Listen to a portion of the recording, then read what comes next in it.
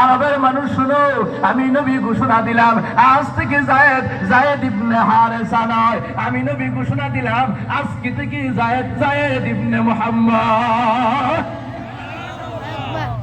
নবীজি ওনার আব্বাকে, ওনার আপন চাচা কাবকে আল্লাহ নবী খুশি করে ইয়ামানে পাঠিয়ে দিলেন। সুবহানাল্লাহ। এখন উনি নবীজির বাড়িতে থাকেন। সুবহানাল্লাহ বলবেন না? আল ইসাবা নামক কিতাবের ভিতর আসছে আল্লাহর নবীর এই প্রিয় সাহাবী, প্রিয় নবীর বাড়িতে প্রিয় নবীর প্রিয় সাহাবী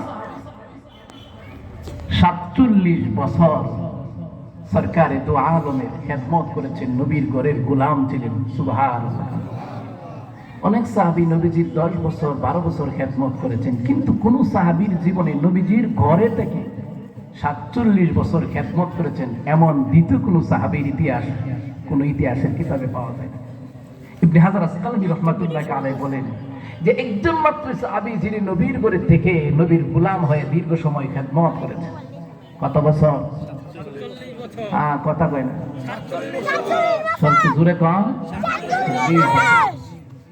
নবীজি ওনার এত ভালোবাসতেন, আম্মা জান আয়েশা সিদ্দিকা রাদিয়াল্লাহু তাআলা আনহা বর্ণনা করেন যে আল্লাহর নবীরে যখন উনি আয়েশা ডাক দিতেন, নবীজি ঘর মুবারকের ভিতরে যে অবস্থায় থাকতেন ওই অবস্থায় ঘরের ভিতর থেকে বের হয়ে এসে ওনার সাথে কথা বলার আগে ওনার কপালে চুমু খেয়ে নবীজি এরপরে কথা বলতেন।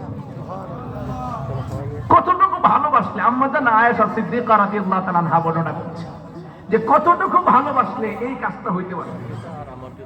নবীজি হিজরত করে মদিনা চলে গেলেন, উনিও চলে গেলেন। নবীর বাড়িতে লালিত